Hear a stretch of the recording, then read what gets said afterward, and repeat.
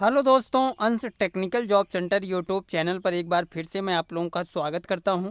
तो दोस्तों, मैं हूं प्रभाकर निषाद यानी कि निषाद सर, और आज मैं अपने यूट्यूब चैनल अंश टेक्निकल जॉब सेंटर पर आईटीआई प्रैक्टिकल एग्ज़ाम से रिलेटेड एक न्यू वीडियोज़ अपलोड कर रहा हूं। इस वीडियोज़ में दोस्तों मैं आप लोगों को आईटीआई प्रैक्टिकल एग्ज़ाम को कैसे पास करना है उसकी पूरी जानकारी बहुत ही आसान भाषा में बिल्कुल सरल तरीके से फुल इन्फॉर्मेशन के साथ समझाने वाला हूँ।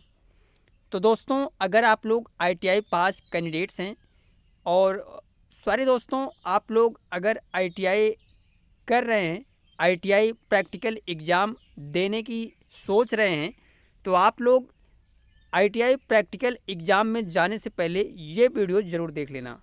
ये वीडियोज़ दोस्तों आप लोगों के लिए बहुत ही इम्पॉर्टेंट होने वाली है, क्योंकि मैं आप लोगों को आईटीआई प्रैक्टिकल एग्ज़ाम से रिलेटेड जो भी क्वेश्चन पूछे जाते हैं या फिर आपको प्रैक्टिकल एग्ज़ाम पेपर को कैसे लिखना है, आंसर या फिर ऑल इन वन अपडेट्स जो होते हैं आईटीआई प्रैक्टिकल एग्ज़ाम को, आप लोगों को इस वीडियोज़ में सारी जानकारी मिलने वाली है, बिल्कुल विलेज वाली लैंग्वेज में। ठीक है, तो चलिए दोस्तों, वीडियोज को स्टार्ट करते हैं। चैनल पे नए हैं तो सबसे पहले आप लोग चैनल को सब्सक्राइब कर लीजिए और बेल आइकन की ऑल कर लीजिए घंटी को। ठीक है, तो दोस्तों जैसा कि आप लोग देख रहे होंगे कि आईटीआई प्रैक्टिकल एग्ज़ाम कैसे होता है, यानी कि आप लोग यहाँ पे देखिए आईटीआई प्रैक्टिकल एग्ज़ाम कैसे होता है। आईटीआई फर्स्ट ईयर या फिर सेकंड ईयर ऑल ट्रेड्स के बारे में मैं आप लोगों को इस वीडियो में बताने वाला हूं। पूरी जानकारी बिल्कुल आसान भाषा में। पहला क्वेश्चन क्या आता है आईटीआई स्टूडेंट के मन में दोस्तों, तो आप लोग समझिए प्रैक्टिकल एग्ज़ाम पेपर कैसे होता है, यानी कि ये क्वेश्चन बहुत से स्टूडेंट के मन में दिमाग में ये चीज़ चलता रहता है कि प्रैक्टिकल एग्ज़ाम पेपर कैसे होता है। ठीक है, नेक्स्ट क्वेश्चन की बात करें दोस्तों, जो स्टूडेंट के मन में दिमाग में चलता है वो ये होता है कि प्रैक्टिकल एग्ज़ाम में समय कितना मिलता है, यानी कि आपको एग्ज़ाम कंप्लीट करने के लिए क्या समय मिलता है। ठीक है, नेक्स्ट क्वेश्चन ये आता है दोस्तों कि प्रैक्टिकल एग्ज़ाम में क्या क्या ले जाना होगा, यानी कि प्रैक्टिकल एग्ज़ाम देते समय आपको क्या क्या डॉक्यूमेंट या फिर क्या क्या इंस्ट्रूमेंट लेके जाना है। ठीक है, नेक्स्ट क्वेश्चन ये होता है दोस्तों कि प्रैक्टिकल एग्ज़ाम क्या कोई हेल्प मिल सकता है, यानी कि प्रैक्टिकल एग्ज़ाम में क्या कोई हेल्प मदद जो है वो मिल सकता है। तो दोस्तों पूरी जानकारी बताऊंगा। इसके अलावा भी दोस्तों कई क्वेश्चन ऐसे होते हैं, आप लोग देखिए यहाँ पे कि प्रैक्टिकल पेपर कापी कैसे होती है, यानी कि आपको जो प्रैक्टिकल एग्ज़ाम पेपर मिलेगा वो कैसे होता है। ठीक है, प्रैक्टिकल कापी कैसे लिखी जाती है, ये चीज़ बहुत ही इम्पॉर्टेंट है दोस्तों। ये क्वेश्चन, ये टॉपिक जो है वो सबसे ज़्यादा इम्पॉर्टेंट है। आप लोग इसको देख लीजिएगा कि प्रैक्टिकल कापी लिखी कैसे जाती है। ठीक है, आईटीआई प्रैक्टिकल एग्ज़ाम कहाँ होता है, ये क्वेश्चन भी आप लोग समझिए कि आईटीआई का जो प्रैक्टिकल एग्ज़ाम होता है दोस्तों वो कहाँ होता है। नेक्स्ट क्वेश्चन ये होता है दोस्तों कि आईटीआई प्रैक्टिकल एग्ज़ाम को पास कैसे करें। ITI practical all information in all trades, यानी कि आईटीआई प्रैक्टिकल एग्ज़ाम की सभी जानकारी ऑल ट्रेड्स की, यानी कि सभी ट्रेडों के बारे में मैं आप लोगों को इस वीडियोज़ में बताने वाला हूँ निषाद सर के द्वारा। पूरी जानकारी एकदम सरल भाषा में, यानी कि ये जो वीडियो बना रहे हैं वो है निषाद सर। तो मैं हूं दोस्तों निषाद सर। मैं आप लोगों को इस वीडियोज़ में आईटीआई प्रैक्टिकल एग्ज़ाम से रिलेटेड जो भी इम्पॉर्टेंट चीज़ें होती हैं वो आप लोगों को इस वीडियोज़ में दिखाने वाला हूँ। ठीक है, चलिए दोस्तों मैं आपको वीडियो स्टार्ट करता हूँ। सबसे पहले आप लोग ये समझ लीजिए कि आईटीआई प्रैक्टिकल एग्ज़ाम का जो क्वेश्चन पेपर होता है वो इसी तरीके से होता है, आप लोग इसको समझिएगा। ठीक है,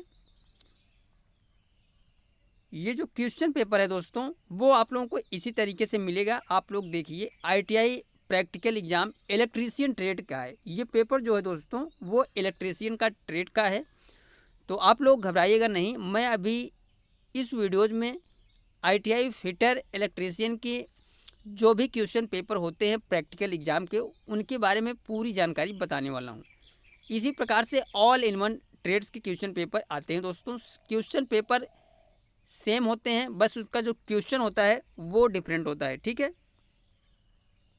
तो चलिए दोस्तों मैं आपको बताता हूँ ITI practical exam electrician trade वालों के लिए पेपर क्वेश्चन में क्या कुछ पूछा जाता है, क्या ऐसे क्या होता है, आप लोग समझिएगा। सबसे पहले बात करते हैं दोस्तों टाइम की, यानी कि प्रैक्टिकल एग्जाम का जो टाइम होता है वो कितने घंटे का होता है। तो आप लोग देख सकते हैं ये है प्रैक्टिकल एग्जाम का टाइम, यानी कि 8 घंटे का प्रैक्टिकल एग्जाम होता है, ठीक है, 8 घंटे, ठीक है। फर्स्ट ईयर का ये क्वेश्चन पेपर है दोस्तों। सेकंड ईयर वाले स्टूडेंट के लिए भी सेम क्वेश्चन, ऐसे ही सेम पेपर आता है। सेम क्वेश्चन नहीं होता, डिफरेंट क्वेश्चन होता है, लेकिन पेपर सेम होता है ऐसे ही, ठीक है। आप लोग देखिएगा ITI first year annual examination 2 year trades, ठीक है। टोटल जो मार्क्स होते हैं किसी बहुत से स्टूडेंट के मन में ये होता है कि ये प्रैक्टिकल एग्जाम जो होता है दोस्तों वो कितने मार्क्स का होता है। तो आप लोग देख सकते हैं 250 नंबर का होता है ITI प्रैक्टिकल एग्जाम, 250 मार्क्स, ठीक है। अटेम्प्ट टू ऑल क्वेश्चन, यानी कि ये जो क्वेश्चन पेपर होता है दोस्तों, आप लोग इसको समझिएगा कि क्वेश्चन पेपर जो आता है वो आता है इंग्लिश में, ठीक है। आप लोग इससे घबराइएगा नहीं, ये क्वेश्चन पेपर जो आता है वो आता है इंग्लिश में। और आपको ऐसा नहीं है कि आपको इसको जो आंसर लिखना है वो इंग्लिश में ही लिखना है। आप अगर हिंदी में लिखना चाहे तो हिंदी में आप लोग इसका आंसर जो है वो हिंदी में लिख सकते हैं। अगर आप महाराष्ट्र आते हैं तो आप लोग मराठी में लिख सकते हैं। अगर आप लोग तेलुगु से हैं तो आप लोग तेलुगु भाषा में लिख सकते हैं, इसका कोई इशू नहीं है, ठीक है। तो आप जिस भी भाषा में चाहें उस भाषा में आप लोग आंसर लिख सकते हैं, बशर्ते पेपर जो है वो इंग्लिश में ही आएगा, ठीक है। और आप लोगों को घबराने की कोई ज़रूरत नहीं है। मैं इसी टॉपिक पे सारा कुछ बता देता हूं दोस्तों कि आपका जो एग्ज़ाम है ITI प्रैक्टिकल का दोस्तों वो होता है 8 घंटे का, और आपको जो मार्क्स मिलते हैं वो होते हैं 250 नंबर का, यानी कि 250 नंबर का ये क्वेश्चन मार्क्स होता है एग्ज़ाम, ठीक है। और 8 घंटे का आपका एग्ज़ाम होता है। तो दोस्तों अब ये चीज़ क्लियर हो गया कि आपका जो प्रैक्टिकल एग्ज़ाम है वो 8 घंटे का और 250 मार्क्स का होता है। नेक्स्ट क्वेश्चन मन में आता है जो स्टूडेंट के दोस्तों, वो होता है कि ITI प्रैक्टिकल एग्ज़ाम कहाँ पर होगा, यानी कि किस कॉलेज में आपका ITI का जो एग्ज़ाम है वो होगा। तो आप लोग इससे घबराइए मत, ये क्वेश्चन बहुत से मन में आता है कि किस कॉलेज में आपका प्रैक्टिकल का एग्ज़ाम होने वाला है। तो दोस्तों अभी ज़्यादातर जो है वो होता है कि आप जिस ITI कॉलेज में पढ़ते हैं आपके ITI कॉलेज में ही आपका प्रैक्टिकल का जो एग्ज़ाम है वो होने वाला है। आपके ITI कॉलेज में ही आपका जो प्रैक्टिकल का एग्ज़ाम है दोस्तों वो होगा, ठीक है। ये चीज़ क्लियर हो गई कि आपका ITI प्रैक्टिकल एग्ज़ाम जो है वो आपके ITI कॉलेज में होगा। अब नेक्स्ट क्वेश्चन ये आता है दोस्तों मन में स्टूडेंट के कि ITI प्रैक्टिकल एग्ज़ाम में क्या कोई मदद मिलती है, कोई हेल्प मिलता है, यानी कि ITI प्रैक्टिकल एग्ज़ाम में क्या कोई हेल्प जो है वो मिलता है स्टूडेंट को। तो यस, क्योंकि दोस्तों आप लोग ये समझिए कि आपका ITI प्रैक्टिकल का जो एग्ज़ाम है वो आपके कॉलेज में होगा। तो इसका मतलब ये है कि आपका जो ITI कॉलेज है वो आपको कुछ ना कुछ हेल्प ज़रूर करेगा, ठीक है। आपको ITI में आपके कॉलेज के द्वारा कुछ हेल्प मिल सकता है, ठीक है। तो इसके लिए आप लोग घबराइएगा नहीं, ठीक है, आपको हेल्प मिलने वाला है, ठीक है।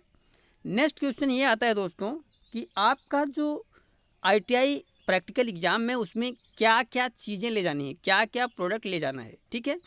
तो सबसे पहले आप लोग ये समझिए कि ITI प्रैक्टिकल एग्ज़ाम के लिए आपको आपका ID प्रूफ जो है, जैसे कि आधार कार्ड, इसके अलावा दोस्तों आपको एक ID प्रूफ ले जाना है, एग्ज़ाम हॉल टिकट यानी कि एडमिट कार्ड, ये ज़रूरी होते हैं। 2 चीज़ें बहुत सी ज़रूरी होती है, एडमिट कार्ड और आपको आधार कार्ड, ये डॉक्यूमेंट ज़रूर ले जाना है आपको ITI प्रैक्टिकल एग्ज़ाम के लिए, ठीक है। ये बहुत ही इम्पोर्टेंट होता है, आधार कार्ड और एडमिट कार्ड आपका, ठीक है। इसके अलावा दोस्तों आप लोग एग्ज़ाम के लिए आप लोग पेन, समझिएगा इसको, बहुत ही इम्पोर्टेंट होने वाली वीडियो जी दोस्तों, पेन, पेंसिल, रबड़,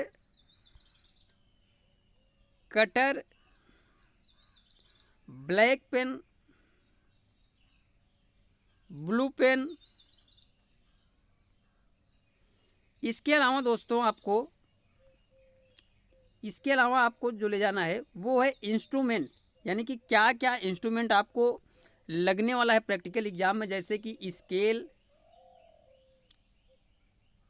और जो भी इंस्ट्रूमेंट होते हैं दोस्तों, आप लोग सभी इंस्ट्रूमेंट लेके आपको जाना होगा प्रैक्टिकल एग्जाम के लिए। तो दोस्तों ये चीज़ क्लियर हो गया कि आपको क्या क्या चीज़ें ले जानी होती है प्रैक्टिकल एग्जाम के लिए ITI का, ठीक है।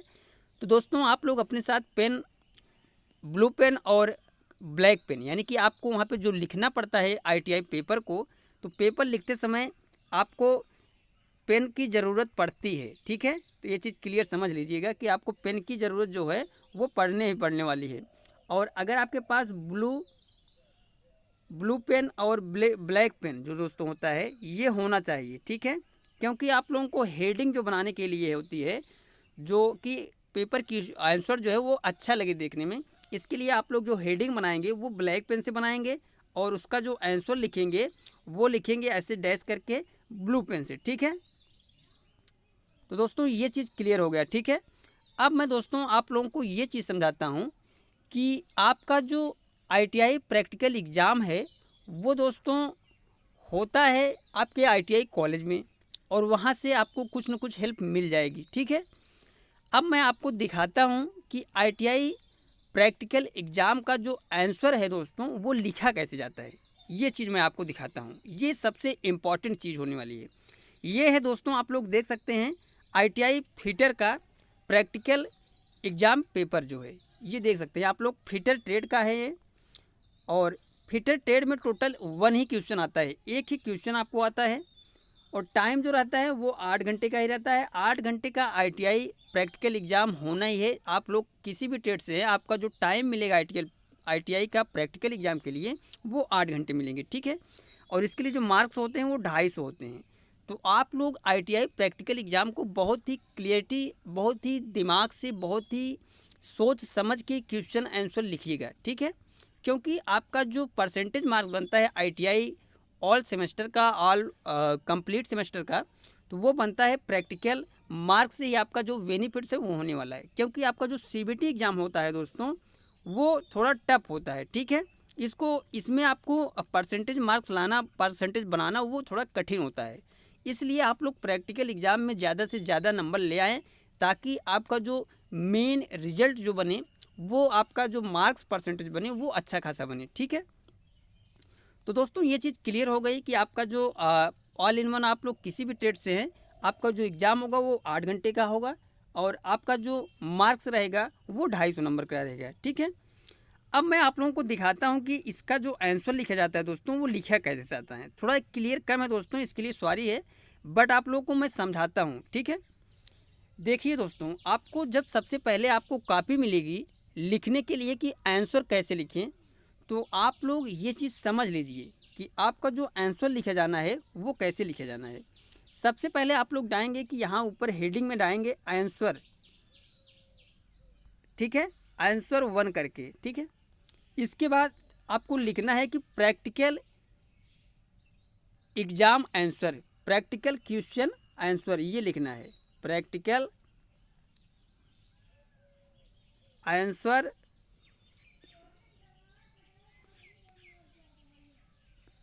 नंबर 1, ये लिखना है, हेडिंग डालना है, ठीक है।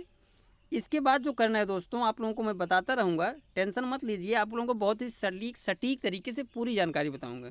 सबसे पहले आपको लिखना है उद्देश्य। आप लोग यहाँ पे देख सकते हैं, सबसे पहले आपको क्या लिखना है, उद्देश्य, ठीक है। ये हेडिंग बना लेना है ब्लैक पेन से, ठीक है। इसमें आपको क्या लिखना है आप लोग समझिएगा कि जो जॉब बनाए हैं आप लोग, जो प्रैक्टिकल का क्वेश्चन है उसका जो आंसर लिख रहे हैं उसमें क्या क्या उद्देश्य है, यानी कि क्या क्या चीज़ें बनाए हैं, उसमें क्या क्या वर्क किए हैं आप लोग। तो उसके लिए आप लोग समझिए, ये जो मैं आंसर बता रहा हूँ वो एक जॉब का है, प्रैक्टिकल फिटर का। तो इसके लिए समझिए मैंने उद्देश्य में क्या क्या डाला है। सबसे पहले मैंने जॉब पे फाइलिंग की, ठीक है।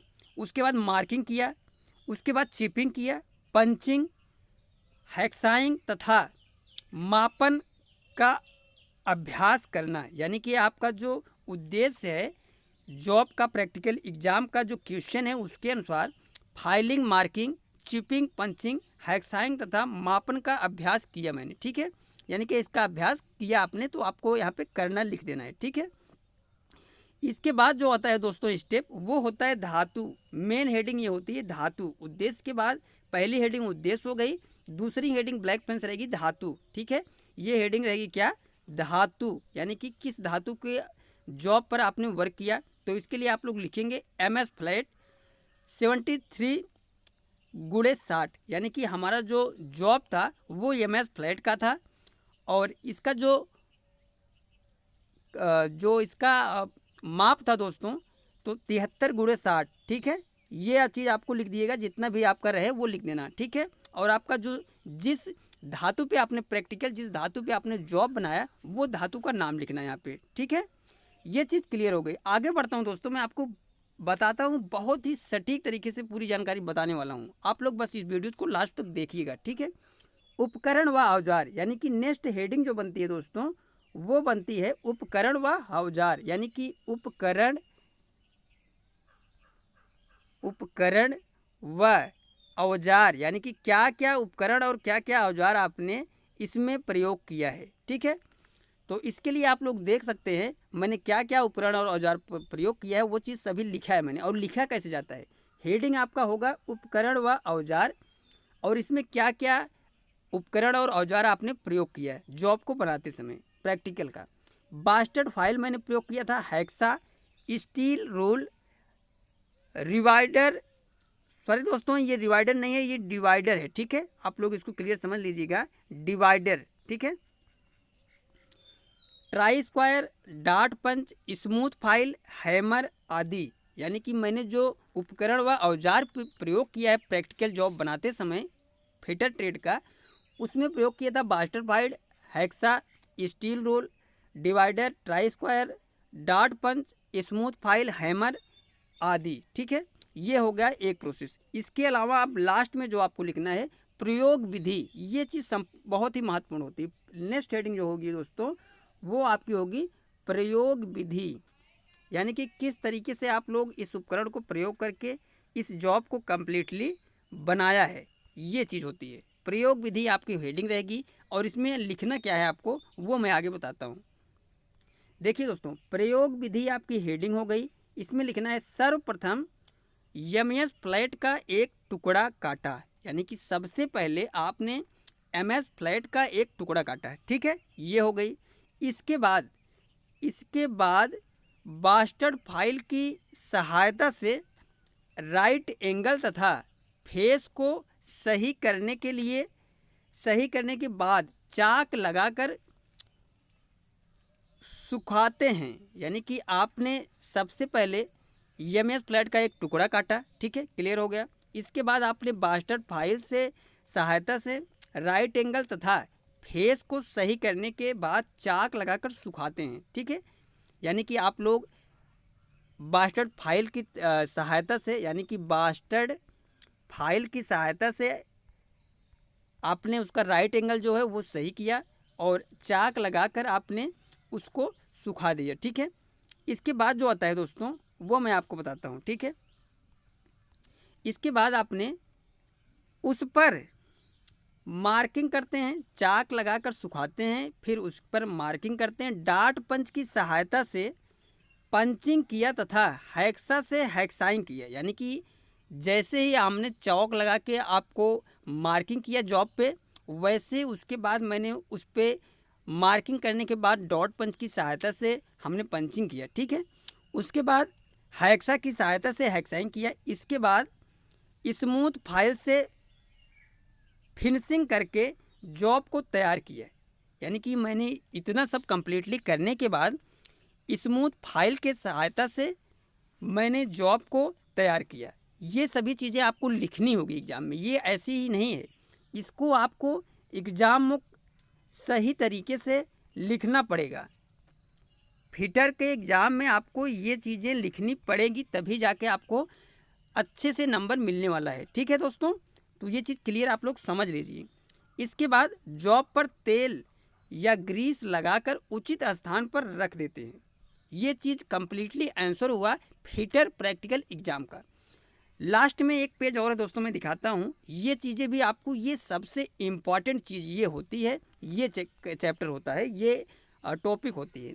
लास्ट में जो हेडिंग डालना है आपको, वो डालनी है सावधानियाँ। यानी कि ये हेडिंग जो रहेगी दोस्तों, वो रहेगी सावधानियाँ। लास्ट हेडिंग है ये, ठीक है। इसको बहुत ही अच्छे तरीके से आपको समझना पड़ेगा। देखिए, कोई भी जॉब होता है उस पर क्या क्या सावधानियाँ बरतनी चाहिए, वो चीज़ क्लियर होता है, वो चीज़ आंसर आपको देना पड़ेगा। सबसे पहला जो इसमें आता है, हैक्सा का ब्लेड कभी भी ढीला नहीं होना चाहिए। यानी कि आप लोग जब भी जॉब बनाते हैं, हैक्सा का प्रयोग करते हैं, उस समय हैक्सा का जो ब्लेड है वो कभी भी ढीला नहीं होना चाहिए, ठीक है।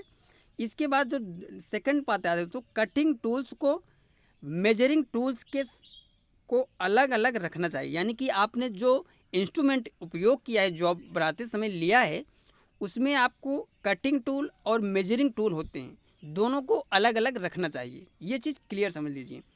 3 नंबर पे आता है, फाइल का हैंडल ढीला नहीं होना चाहिए। यानी कि जिस फाइल का आप लोग उपयोग कर रहे हैं, चाहे वो बास्टर्ड फाइल हो, चाहे स्मूथ फाइल हो, चाहे फ्लैट फाइल हो, या फिर ट्रायंगुलर फाइल हो, कोई भी फाइल हो, आपको उसको सबसे पहले ये चेक करना चाहिए, सावधानी बरतना चाहिए कि आप लोग उसका जो हैंडल है वो चेक कर लीजिए, ठीक है। आपका जो हैंडल है फाइल का, वो ढीला नहीं होना चाहिए, ठीक है। तो दोस्तों, ये थी पूरी जानकारी ITI प्रैक्टिकल एग्ज़ाम की। जो भी क्वेश्चन आते हैं, जो भी मन में स्टूडेंट के सवाल होते हैं, मैंने सभी सवालों का आंसर जो है वो बहुत ही आसान भाषा में समझा दिया है। फिर भी कोई डाउट है तो आप लोग कमेंट करके पूछ सकते हैं। मिलते हैं दोस्तों नेक्स्ट वीडियोज़ में, नेक्स्ट न्यू अपडेट्स ITI से रिलेटेड लेके। तब तक के लिए दोस्तों थैंक यू, धन्यवाद। जय हिंद दोस्तों।